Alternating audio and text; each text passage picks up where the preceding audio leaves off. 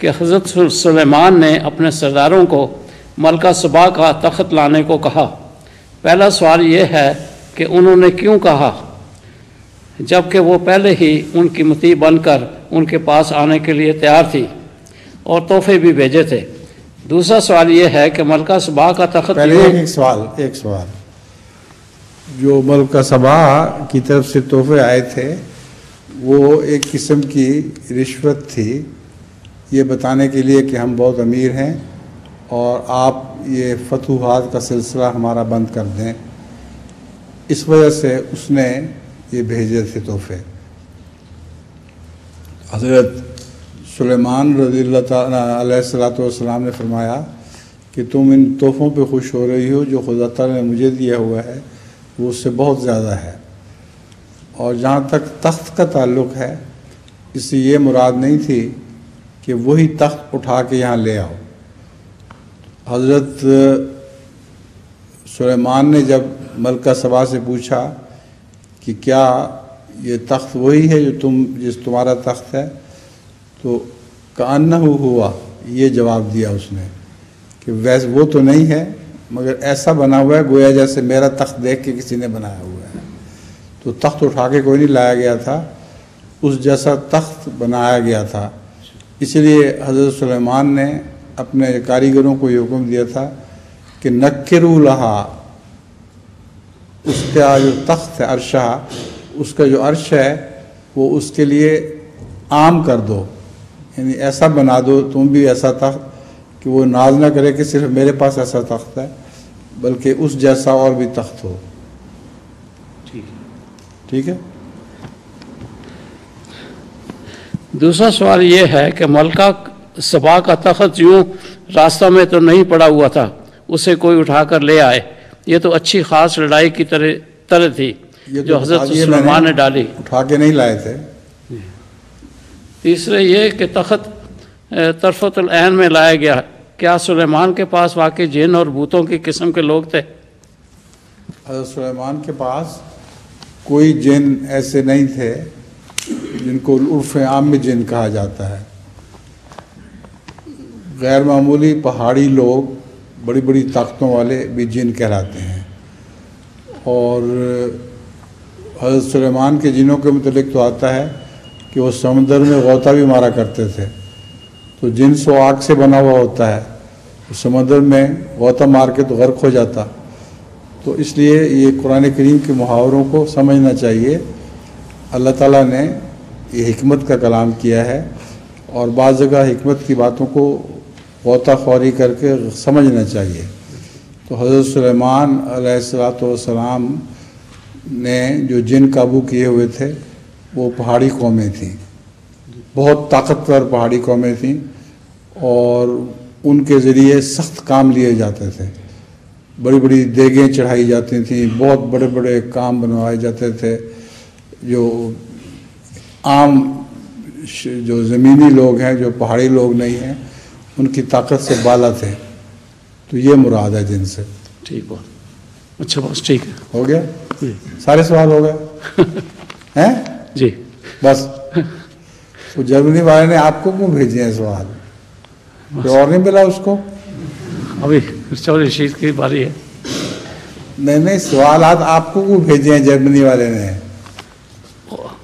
ابھی آپ کی شہرت ہو گئی ہے بہت۔ ایک سوال رہتا ہے۔ اچھا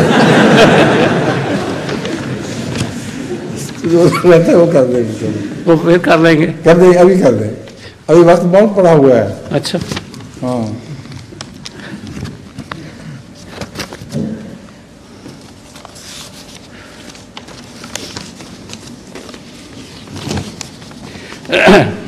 یہ ہدہد کون تھا؟ یہ ہدہد کون تھا اور اسے یوں حضرت سلیمان یعنی اپنے بادشاہ کی اجازت کے بغیر کہیں جانے کی جرت کیسے ہوئی؟ تفسیر کی کتابوں میں لکھا ہوا ہے کہ ہدہد ایک سردار کا نام تھا۔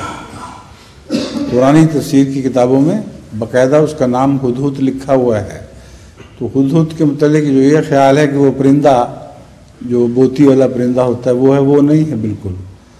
اس سے مراد یہ ہے ایک سردار تھا لشکر کا جو بہت تیز رفتار لشکر کی قیادت کیا کرتا تھا، اور وہ جب غائب دیکھا حضرت سلیمان نے تو انہوں نے فرمایا کہ وہ کہاں ہے، اس کو میں پکڑوں گا اور اس کو ذبح کروں گا۔ یہ بھی قرآن کریم کی فصاحت و بلاغت ہے کہ جس قسم کا نام ہے اسی قسم کا لفظ سزا کے لیے استعمال فرمایا کہ اس کو ماروں گا یا سزا دوں گا کی بجائے اسے ذبح کروں گا۔ لیکن وہ ہدہد نہایت تیز رفتار ایک لشکر کا سردار تھا، چنانچہ اس نے ملکہ سبا کا نام سنا تھا اور سنا تھا کہ کس قسم کا ہے وہ، یعنی سنا تھا کہ بہت عظیم الشان ملکہ ہے، تو اس نے کہا میں جا کے خبر لے کے آؤں۔ تو وہ گیا اور وہاں جا کے خبر لے کے آیا۔ وہ بادشاہ کے ملکہ کے دربار میں بھی حاضر ہوا، باہر بیٹھے خبر نہیں لے کے آیا، بلکہ ملکہ کے دربار میں جا کے پوچھ کے کہ میں حاضر ہوا ہوں، میں پتہ کرنا چاہتا ہوں، پھر وہاں کے سارے حالات جا کر حضرت سلیمان کو بیان کیے۔ وہ بھی ایک دور دراز کے ملک میں اس قصہ پر حضور کچھ روشنی ڈالے، مقصود ڈال دی ہے روشنی۔ کیا ہوا؟ وہی سوال انہوں نے کہا کہ حضور اس سلسلے میں کچھ وضاحت فرمائیں، تو کہہ رہے ہیں کہ حضور نے وضاحت فرما دی۔ کس کے متعلق؟ یہ جو سوال انہوں نے پیش کیا حدود کے بارے میں۔ ہاں ہاں، میں نے وضاحت تو کی ہے کہ ہدہد ایک سردار کا نام تفاسیر کی کتابوں میں لکھا ہوا ہے۔ اچھا، ایک لشکر کا جیش ہوتا ہے نا جس طرح، تو ایک تیز رفتار گھوڑوں کا جیش تھا جس کے سردار تھے ہدہد، سمجھے؟ ٹھیک ہے، وہ پرندہ نہیں تھا۔ ٹھیک ہے، ٹھیک ہے، اچھا بس ختم ہو گئے۔ شکریہ۔ السلام علیکم۔ آئیے رشید صاحب۔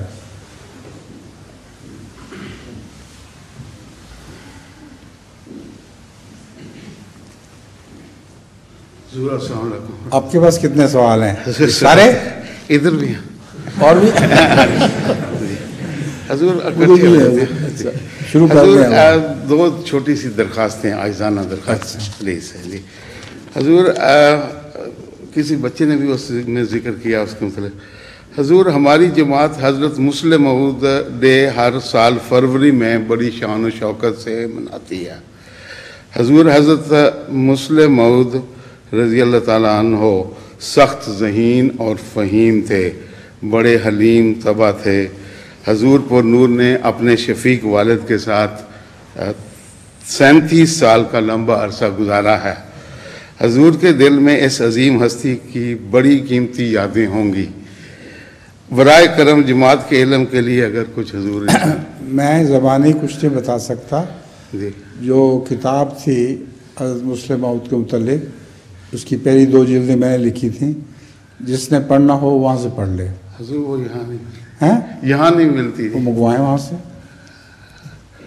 اچھا جی ربا سے مل جاتی ہے، وہ منگوا لیں، وہ پڑھیں۔ جی جی جزاک اللہ حضور، جزاک اللہ۔ یہ دوسری عرض یہ ہے حضور، حضرت مسیح موعود علیہ السلام کے وقت میں ہماری جماعت میں 7 روزہ اخبار الحکم نکلا کرتا تھا جو قیمتی نصائح سے بھرپور ہوتا تھا، اور یہ ان کی خواہش کے مطابق شائع ہوتا تھا۔